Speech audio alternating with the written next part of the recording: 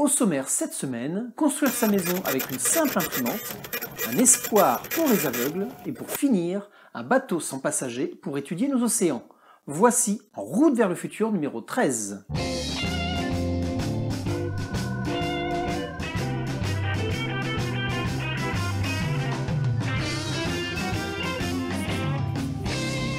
Bonjour, je m'appelle Frédéric Boidron et si vous désirez découvrir le monde de demain avant tout le monde, bienvenue sur cette chaîne. Tous les lundis matins à 9 h, je vous offre votre veille technologique sur un plateau. Ça va pas?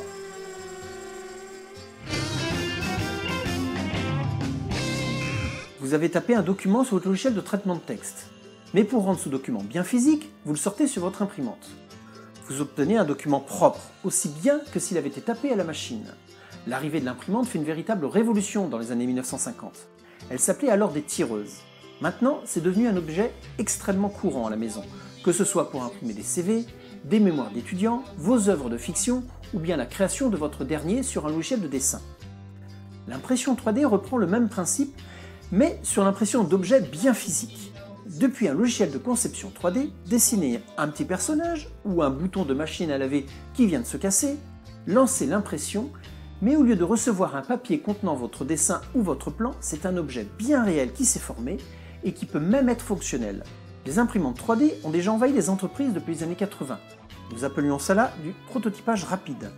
Mais depuis quelques années, les imprimantes 3D commencent également à entrer dans les foyers. Ils vous permettent d'imprimer des petits objets de 15 à 20 cm de côté, mais rien ne vous empêche d'imprimer différentes pièces à assembler pour produire des objets bien plus gros. Actuellement, les imprimantes de bureau peuvent principalement imprimer à partir de rouleaux de matière plastique de type PLA ou ABS. Depuis peu, certaines imprimantes 3D de bureau peuvent également imprimer à partir de bois, de métal, de sucre et même de pâte à crêpes. Comment ça fonctionne? Le principe est simple. Votre objet est découpé en fines couches par votre ordinateur. Puis chaque couche est envoyée l'une après l'autre à l'imprimante qui les imprime une à une en superposant la précédente. Un fil de matière première provenant d'une bobine est amené à une espèce de four qui fond la matière et vient la déposer sous forme d'un fil très fin sur le plateau d'impression ou la couche précédente. La matière déposée refroidit presque aussitôt et finit par former la pièce complète en quelques heures d'impression. Tu parlais d'une maison, non? On y vient. Des entreprises se sont demandé s'il n'était pas possible de reprendre ce même principe pour l'appliquer à la construction de bâtiments. En gros, on change juste l'échelle en produisant des imprimantes assez grosses pour atteindre le haut d'une maison. Et on remplace la matière plastique par un béton à prise rapide.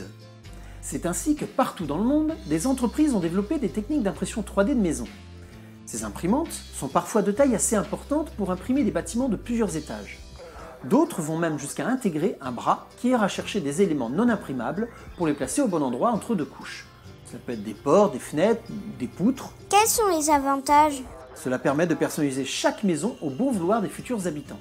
Un simple changement dans le dessin original changera la forme de la maison. La forme peut être aussi revue et nous pouvons imaginer ainsi de nouvelles architectures qui ne sont plus gênées par l'utilisation des parpaings. Le coût de production d'une maison 3D peut être revu très à la baisse. Certaines entreprises communiquent déjà sur des coûts de revient de moins de 10 000 € pour une maison de 100 m².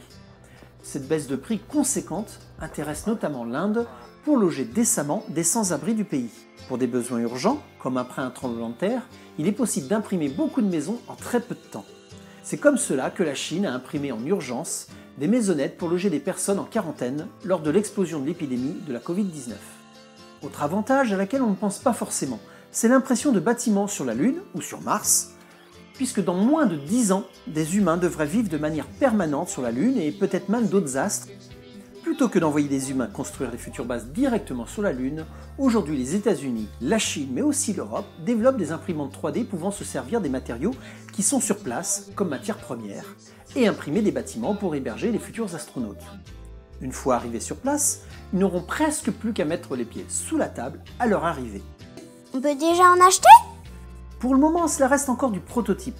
Mais de véritables maisons, voire des quartiers complets, ont déjà été construits un peu partout dans le monde, afin de faire des tests en grandeur nature.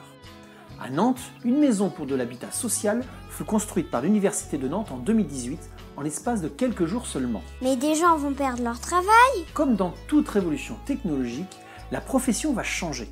Certains métiers vont disparaître, d'autres vont apparaître. Il va falloir de nouvelles compétences pour gérer ces imprimantes 3D, Ce sera peut-être un peu moins manuel et il faudra peut-être jouer de formation continue. Attention, ce n'est pas encore une technologie mûre. La révolution se fera sur plusieurs décennies. Les personnes déjà sur ce secteur ne seront probablement pas très impactées dans leur carrière, sauf si elles décident de prendre le train en marche dès maintenant. C'est sûr que ceux qui s'intéressent dès aujourd'hui à ce domaine seront les premiers à en bénéficier, c'est comme pour tout. Bref, si tu es une ou un jeune étudiant dans le domaine de la construction, garde un œil ouvert sur ces nouvelles technologies. Des personnes atteintes de cécité visuelle suite à des problèmes de cataracte ou de glaucome peuvent recouvrer la vue grâce à des dons de cornée. Lorsque vous avez fait don de cornée de votre vivant, des médecins prélèvent les cornées à votre décès et les remplacent par des lentilles. La cornée est la petite couche transparente qui recouvre et protège l'œil. En Europe, il y a suffisamment de dons pour couvrir les opérations de transplantation sur des personnes ayant un défaut de vue. Mais d'autres régions du globe, comme l'Afrique ou l'Asie, ne reçoivent pas assez de dons pour couvrir les besoins.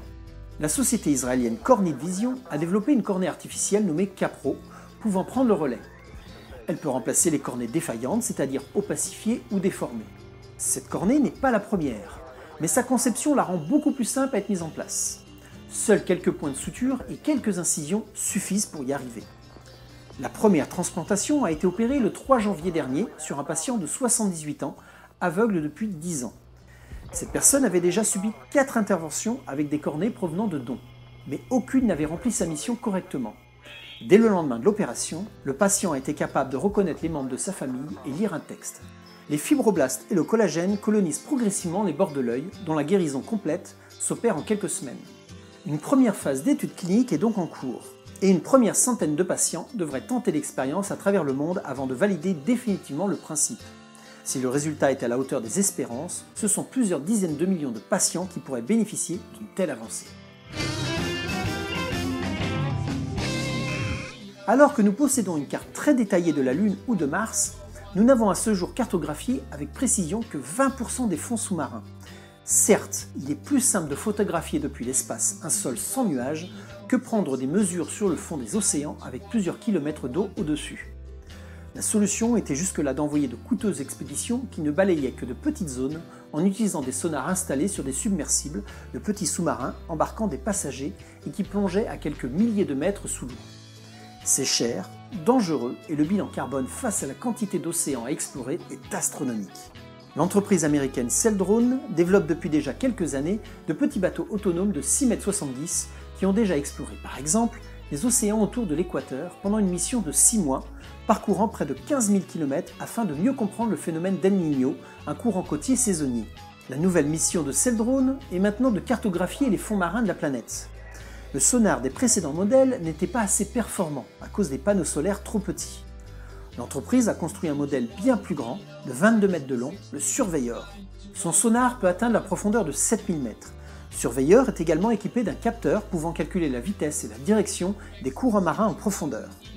Enfin, Surveyor intègre de quoi récupérer l'ADN d'excréments, de mucus ou de peaux de poisson en suspension dans l'eau. Il analyse et renvoie les informations en temps réel, plus besoin de venir prélever sur place. Surveyor est actuellement en cours de test dans la baie de San Francisco. Sa première mission partira de San Francisco jusqu'à Hawaï.